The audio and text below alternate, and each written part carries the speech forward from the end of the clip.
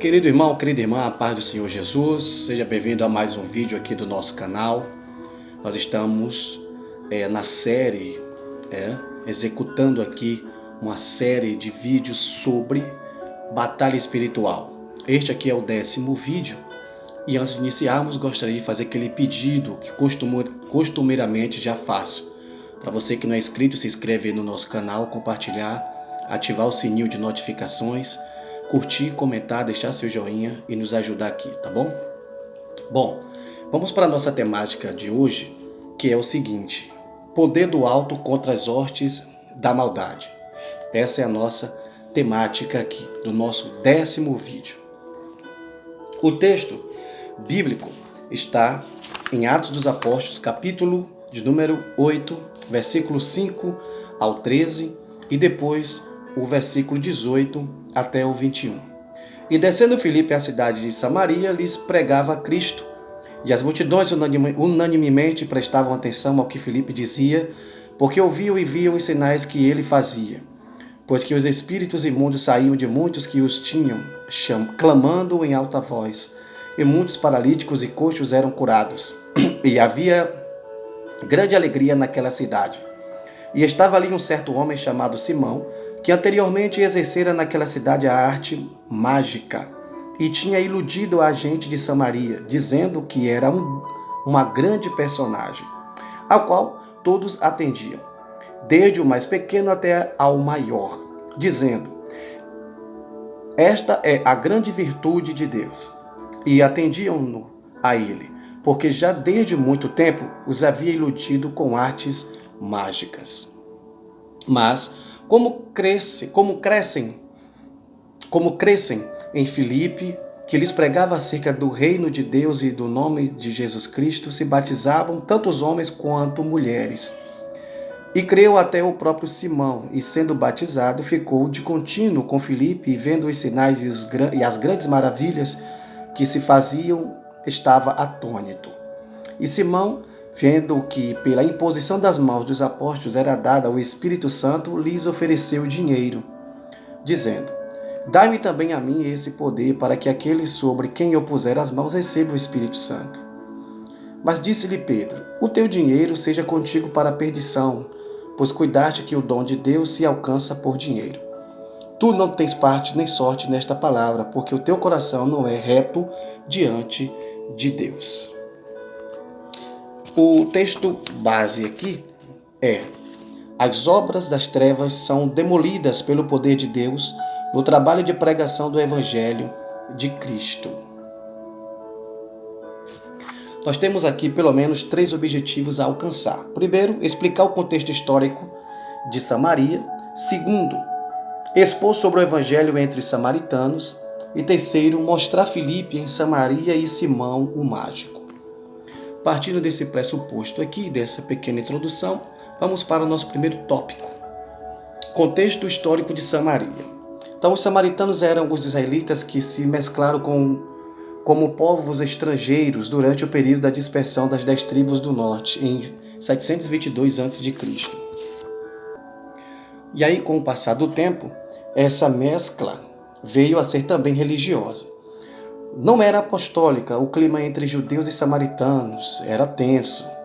O Evangelho de João resume o relacionamento entre judeus e samaritanos nas seguintes palavras: judeus não se comunicam com os samaritanos. João 4:9.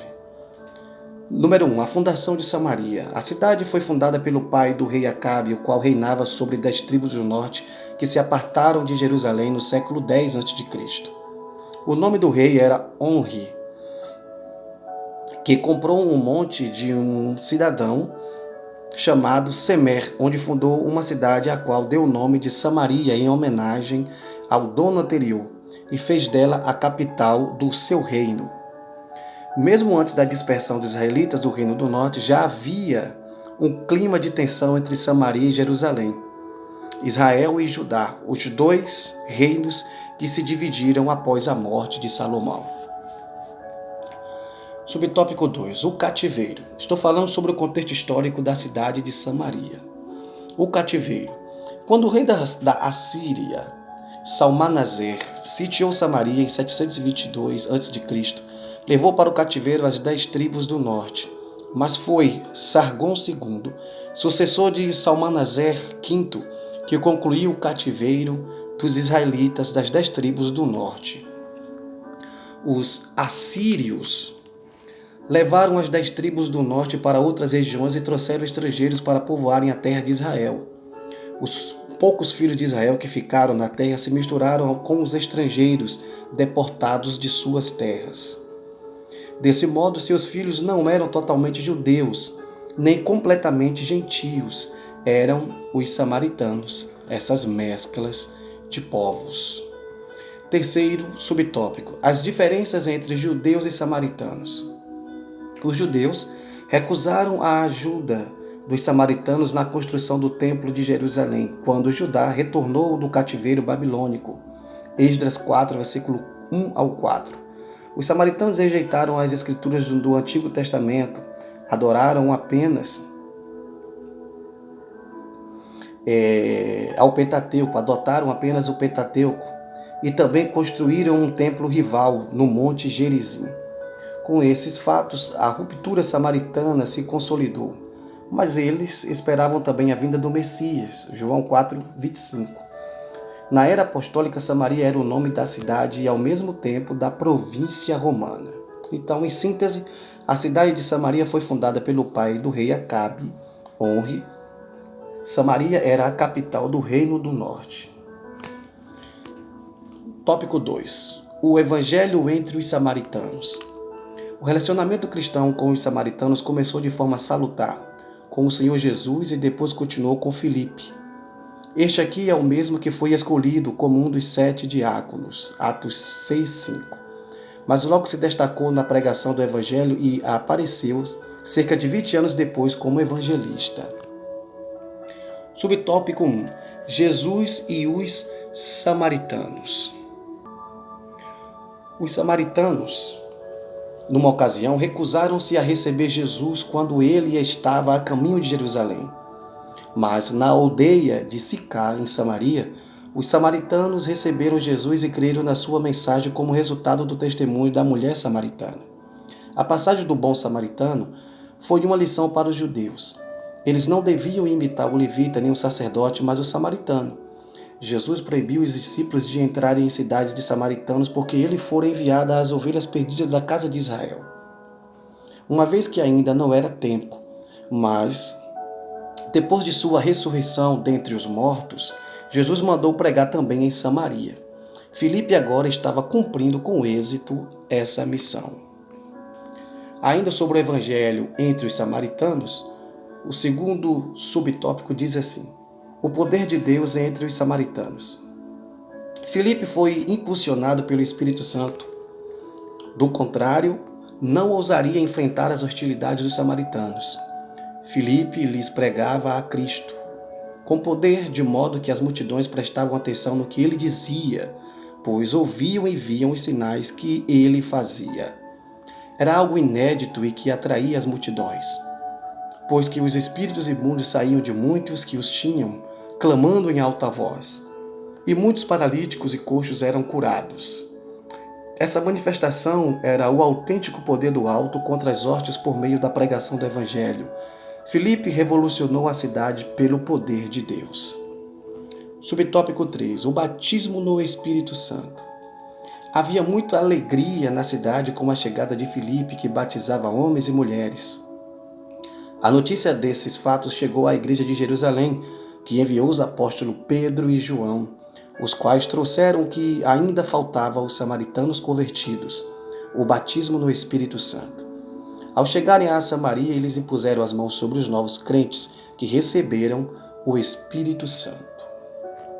Jesus levou a primeira mensagem aos samaritanos e, por instrumentalidade de Filipe, o Evangelho impactou aos samaritanos com o poder do Espírito. De fato, deveriam ter sempre em mente que o batismo no Espírito Santo é uma experiência climática. Assim como o próprio Pentecostes foi apenas o começo da colheita, tendo trazido homens e mulheres à comunhão de adoração, ensino e serviço, Assim também o batismo do Espírito Santo é apenas uma porta para a relação crescente entre ele, Deus, e os seus servos. Essa relação leva a uma vida de serviço, onde os dons do Espírito promovem poder e sabedoria para a divulgação do Evangelho e o crescimento da Igreja, como evidenciado pela sua rápida propagação em muitas áreas do mundo atual.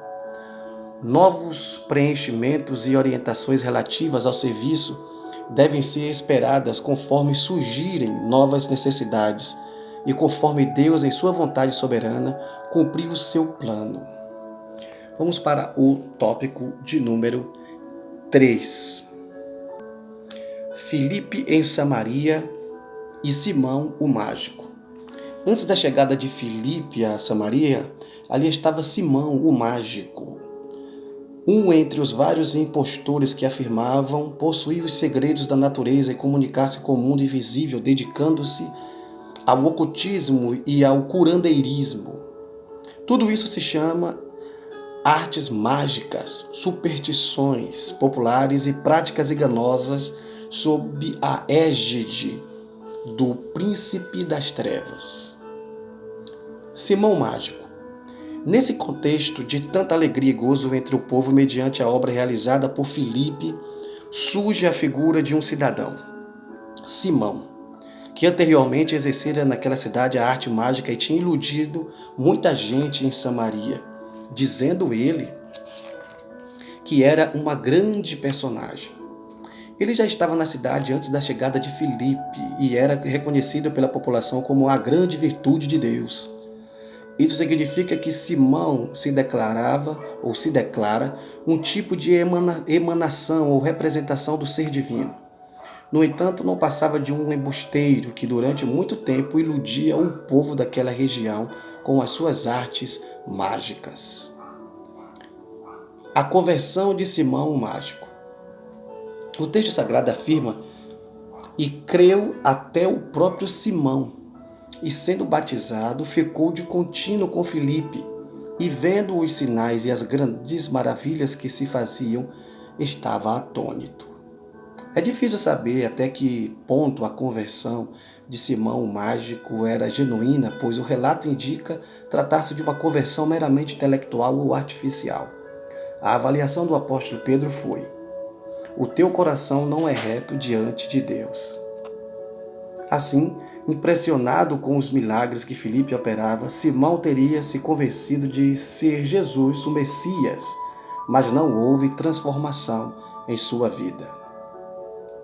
Subtópico 3. A repreensão do apóstolo Pedro. Simão, o Mágico, foi desmascarado na tentativa de subornar o apóstolo Pedro, pensando ser possível comprar o poder do Espírito Santo. Essa atitude não condiz com a postura de um novo convertido que ainda não compreende a natureza da fé cristã. Parece que Simão imaginou ter descoberto uma nova fórmula mágica, como os exorcistas de Éfeso. E dessa forma achou que podia comprar essa fórmula para ampliar o seu currículo e acrescentar ao seu cardápio um novo serviço para o povo. Ele não agiu com sinceridade. Por isso o apóstolo Pedro o amaldiçoou. Foi do nome de Simão que veio o termo simonia, que consiste no ato deliberado de comprar ou vender as coisas espirituais. Os discípulos de Simão ainda estão por aí negociando e vendendo as coisas espirituais. O impostor Simão Mágico foi repreendido pelo apóstolo Pedro. O Senhor considera você tão responsável por acreditar numa mentira quando considerou Adão. As falsas doutrinas matam a alma. Se sairmos da palavra de Deus para crermos numa mentira, perdemos o sangue e a vida de nossa alma. Não deixe que ninguém o engane, ainda que venha como um anjo de luz. A palavra de Deus nos diz: tais falsos apóstolos são obreiros fraudulentos, transfigurando-se em apóstolos de Cristo. E não é maravilha, porque o próprio Satanás se transfigura em anjo de luz. Não é muito, pois, que os seus ministros se transfigurem em ministros da justiça. o fim dos quais será conforme as suas obras. Para concluir, a história de Simão Mágico nos mostra que seu comportamento foi reprovado por Deus. Há uma diferença abissal entre o poder que vem do alto, o poder sobrenatural do Espírito Santo, e os falsos milagres operados por charlatões e embusteiros, agentes a serviço do reino das trevas.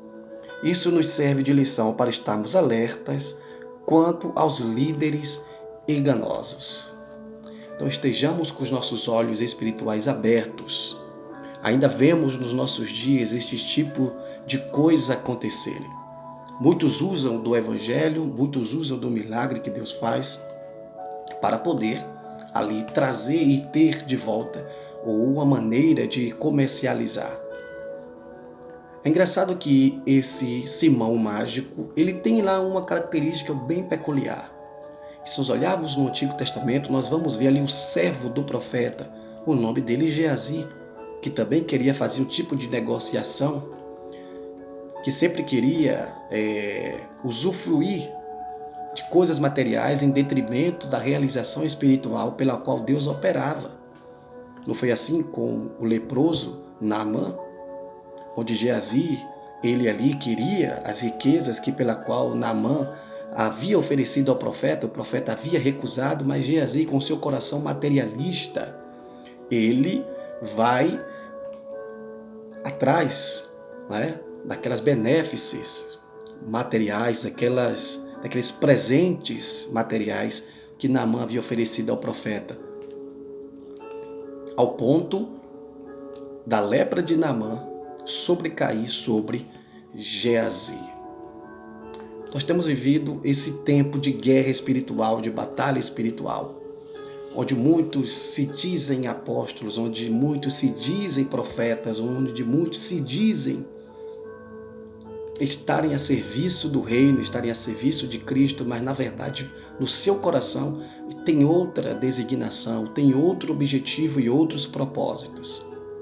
Você como igreja precisa estar de olhos abertos. Nós como igreja precisamos combater, precisamos mostrar a verdade, precisamos ser apologetas. Apologeta é aquele que defende a sua fé, que luta pela sua fé, que não aceita nenhum tipo de heresia, que não aceita nenhum tipo de ensinamento enganoso.